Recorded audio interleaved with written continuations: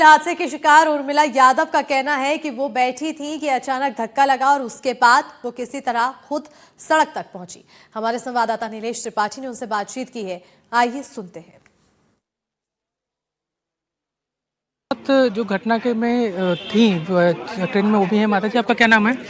उर्मिला यादव। हैं? उर्मिला यादव। उर्मिला जी, क्या हुआ था? कितने आप कौन थे ट्रेन में? मैं अकेला रहे बेटा, सीट में लेटे रहे, एकदम से हवा कर रहा है, हाथ आई से ऐसे टाइप के लगी, इसमें गिर गए। गिरे पूरा ये दे चोट लगे? पैर लगे। अच्छा, हम कहाँ से कहाँ आते हो आप? मैं अकलतरा से हूँ। अकलतरा से? हाँ। यहाँ बिलासपुर में कब आते रहे हैं इसी काम वाम से? हाँ ठीक है। और काकरू चोट लगे घर परिवार में? नहीं लगे हैं, बाबूजी से साथ में वाला नहीं लगे बेटा, वो नीचे गिर गई से वहाँ लोग मेरे पास आ रहा था, मैं बुलवाई। अच्छा, आप इनकी? मैं यहीं रहती हूँ, उनकी बेटी हूँ मैं। अच्छा। हाँ, तो ये मेरे पास आ रहा था भाई और ये दोनों ट्रेन में, और मेरे को जयराम नगर क्रॉस कर लिया, फ़ोन किया तो मैं लेने जा रही थी। फिर उसके बाद फ़ोन आया कि दुर्घटना हो गया है कह के ना, तो मैं स्टेशन में जाके सीधा इनको लेने के लिए वहीं गई थी। तो ये तब तक मतलब चलते चलते ना एकदम बैठ के रोड में आ गए थे, रो रहे थे एकदम से। खुद चलते चलते रोड पे? हाँ, बहुत से यात्री लोग इधर उधर। मेरा नाम दुर्गा यादव है। यात्री लोग कैसे भाग दौड़ मचे जब? हाँ, भाग दौड़ मचे बेटा, बहुत लटक गई से ऊपर में, वो आदमी निकाले बहुत कोशिश करी, सब निकाली, डिग्गा डिब्बा के सब ला निकाली है मैं। हाँ, अभी इलाज मिले? वो देख सारा करे बोली से बेटा। तो ये उर्मिला जी थी जो यात्रा कर रही थी, और अभी रायपुर का जो बिलासपुर का रेलवे अस्पताल है, वहाँ इनका इलाज चल रहा है। लेकिन ये स्थितियाँ बता रही हैं कि किस तरह से कल हादसे में लोग प्रभावित हुए और किस तरह से अपनी जान बचाने की कोशिश की है। घटनास्थल से पैदल चलते हुए ये रोड तक आ गई थी, और इनको लेने इनकी बेटी जब पहुंची तब उसके बाद पूरी स्थिति का पता चला। बिलासपुर से कैमरा चौधरी की प्रवीण साहू के साथ नीलेश त्रिपाठी, एनडीटीवी। अब इस पूरे हादसे पर आपको 3 बड़ी अपडेट बताएंगे। बिलासपुर ट्रेन हादसे में 11 लोगों की मौत हो गई है, जबकि 20 लोगों का अस्पताल में इलाज जारी है। तो वहीं रेलवे की तरफ से मुआवजे का ऐलान किया गया है। ये 3 बड़ी अपडेट आपको हम तस्वीरों के माध्यम से समझा रहे हैं। पहली अपडेट है, हादसे में 11 लोगों की मौत हुई, अब इसकी पुष्टि हुई और 11 नाम सामने आए हैं। तो वहीं दूसरी बड़ी अपडेट सामने आई है कि लगभग 20 लोगों के घायल होने की खबर है, जिनका इलाज जारी है। अस्पताल में सभी घायल भर्ती हैं। तीसरी बड़ी जानकारी, बड़ी अपडेट है कि चारों लाइनों पर ट्रेनों की आवाजाही शुरू कर दी गई है, यानी कि पटरी को खाली करा दिया गया है और अब संचालन एक बार फिर शुरू हो चुका है। तो बिलासपुर रेल हादसे के वक्त ग्राम ढेका के कुछ युवाओं ने जो हिम्मत और इंसानियत दिखाई, उसने सबका दिल जीत लिया। हादसे के बाद जब चारों ओर अफरा तफरी मची थी, तब ये युवा बिना किसी डर के लोगों की मदद के लिए आगे बढ़ गए। ग्राम ढेका के सोनू बघेल अपने साथियों कमलेश पात्रे, सोदान पात्रे, भैरव निषाद, जितेंद्र गंदेले और संतोष के साथ सबसे पहले मौके पर पहुंचे। ट्रेन के डिब्बे पटरी से उतर चुके थे, यात्री अंदर फंसे थे और चारों ओर चीखपुकार मची थी। ऐसे में इन युवाओं ने अपनी जान की परवाह किए बगैर घायलों को बाहर निकाला और उन्हें सुरक्षित अस्पताल तक पहुंचाने में मदद की। कल जब बिलासपुर हादसे के बाद चारों तरफ अफरा तफरी का माहौल था, लोग बचाव कार्य में लगे हुए थे, और जहां एक तरफ जो है लोग मोबाइल फ़ोन निकाल करके वीडियो शूट करने में लगे हुए थे, वहीं फंसे हुए लोगों को कुछ हमारे बिलासपुर के ही युवा हैं जो कि बचाव कार्य और राहत कार्य में लगे थे। इन्होंने अपनी जान जोखिम में डालकर कल जो बहादुरी का काम किया है, जो कहते हैं कि कभी जब मुसीबत आती है तो कुछ अनजाने भी जो है देवदूत बन करके सामने आते हैं और आपकी मदद करते हैं। उसी दुर्घटना के दौरान जो है हमारे साथ कुछ युवा मौजूद है, जिन्होंने कल अपनी जान की परवाह ना करते हुए जो है लोगों को लगातार बचाने का काम किया, उन्हें जल्द से जल्द अस्पताल पहुंचाने का काम किया। आइए उनसे बात करते हैं और जानते हैं कल पूरी घटना के दौरान इन्होंने क्या कुछ किया। जी सोनू जी, मुझे सबसे पहले ये बात बताएंगे, ऐसा क्या मन में आया जब चारों तरफ जब लोग फोन निकाल करके वीडियो शूट कर रहे थे, आपस में ही जो है वो कंफ्यूज थे, उस बीच में आप लोग कैसे मदद करने पहुंचे? हम लोग वहाँ पहुंचे घटना स्थल पे, तो देख रहे हैं कि इतना जोर शोर से आवाज आ रहा है, कोई बोल रहे बचाओ, कोई बोल रहे निकालो। तो हम लोगों के मन में वो बर्दाश्त नहीं हुआ।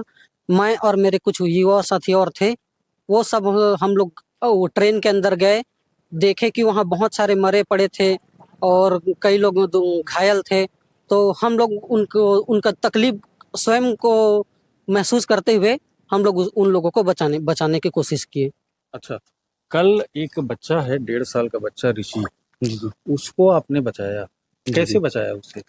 सर उसको तो एक्सीडेंट नहीं बोल सकते, हम ही लोग बचाए हैं करके, बहुत लोग थे वहाँ, बहुत उसको प्रयास किए उठाने के लिए, हम लोग से नहीं उठे वो। अच्छा। तो उधर मतलब सर लोग फ़ोन कर रहे थे कि इसमें तो उठ नहीं पाएगा करके, तो हाई कमांड में उधर फ़ोन किए बिलासपुर से, तो बड़ा-बड़ा मशीन आया, ग्राइंडर आया, फिर उसको धीरे-धीरे काटते-काटते ना थोड़ा-सा उसको पैर वो फँसा हुआ था, तो उठाया फिर उसको ला के निकाले हैं।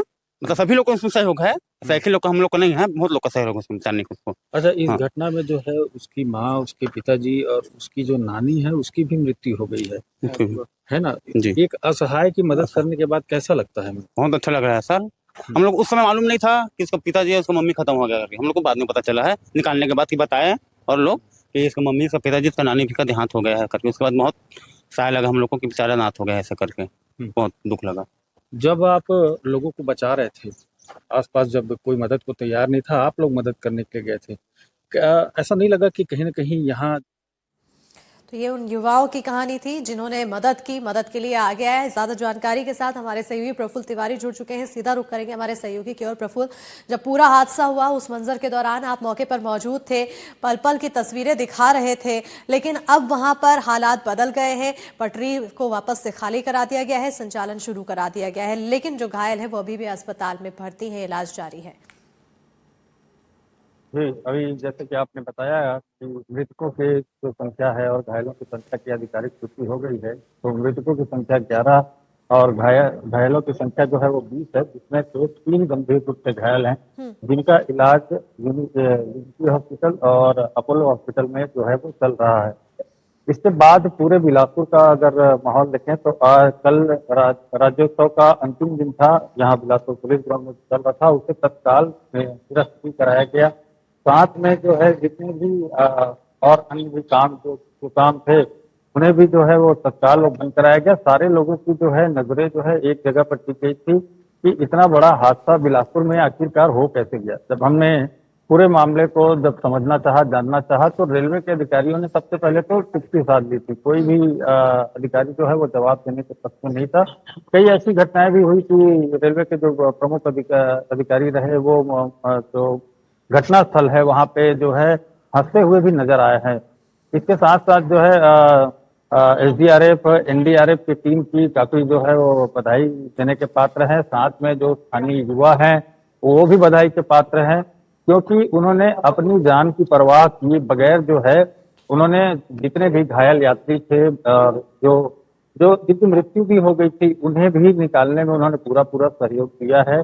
लेकिन इन सभी बातों में प्रमुख बात ये है कि आखिरकार ये इतना बड़ा जो घटना हुआ है वो हुआ कैसे, इसमें किसकी लापरवाही है, किसने इसमें अनदेखा किया इन चीजों को। तो इसमें समझ में ये आता है कि जब मालगाड़ी जो है वो उस ट्रैक पे खड़ी हुई थी, तो पीछे सोचने वाली बात यह है कि पीछे से पैसेंजर गाड़ी जो है वो इतनी स्पीड से कैसे आ सकती है। तो ये जो है और यही सवाल मन में आ रहा है। फिलहाल अब जांच का विषय बना हुआ है और जांच में आखिर क्या कुछ तथ्य निकलकर सामने आएंगे और तमाम सवालों का जवाब क्या कुछ मिलेगा, उस पर भी नजर बनी रहेगी। इस घटना के पीछे जिम्मेदार कौन है, क्या उसे सजा मिल पाएगी, इस पर भी नजर बनी रहेगी। बहरहाल बहुत शुक्रिया प्रफुल्ल तमाम जानकारी देने के लिए। तस्वीर आपको उस दौरान की दिखा रहे हैं जबकि भीषण हादसा हुआ। हादसे के बाद अफरा तफरी, चीख पुकार मच गई और जहां पर यात्री सफर कर रहे थे, लोग अपने गंतव्य की ओर बढ़ रहे थे और अचानक से ये पूरा हादसा हो जाता है। लोगों को उत्साह था अपने गंतव्य की ओर पहुंचने के, लेकिन उसी बीच वो उत्साह यहाँ पर एक अनहोनी में तब्दील हो जाता है। चीख पुकार लोगों की मच जाती है। फिर इस दौरान लोग यहाँ पर पहुंचते हैं, कुछ मदद करते हैं तो कुछ यहाँ पर खुद ही इस पूरे हादसे का शिकार हुए होते हैं। अस्पताल पहुंचाया गया है। फिलहाल आपको बता दें कि 20 लोग घायल हैं हादसे में, 3 लोग गंभीर बताए जा रहे हैं। सभी का इलाज जारी है। घायलों से मिलने के लिए डिप्टी सीएम अरुण साहब अस्पताल भी पहुंचे। उन्होंने अस्पताल में घायलों से मुलाकात की। उधर कांग्रेस प्रदेश अध्यक्ष दीपक बैज की तरफ से भी अस्पताल पहुंचकर घायलों का हालचाल जाना गया और साथ ही साथ मुआवजे की मांग की गई है। उन्होंने मांग रखी है कि पीड़ितों को 1 लाख के मुआवजे की ऐलान किया जाए। इसके अलावा जो घायल हैं उन लोगों के लिए 50-50 लाख के मुआवजे की ऐलान किया जाए, घोषणा किया जाए। तो ये मांग फिलहाल दीपक बैज की तरफ से रखी गई है। इलाज जारी है सभी घायलों का। उधर दूसरी ओर अब इस पूरी घटना पर अगर नजर डालें तो ये घटना कैसे घटी, ये पूरा हादसा कैसे हुआ, इस पर बड़ा सवाल बन रहा है। ऑटोमेटिक सिग्नल की जानकारी यहाँ पर बताई जा रही है। बताया जाता है कि पहले ही जब ट्रेन खड़ी होती है तो अपने आप रेड सिग्नल दे देते हैं, उसके बाद गाड़ी वहां पर रुक जाती है सेम पटरी पर जाने के बाद। तो तमाम तरह के यहाँ पर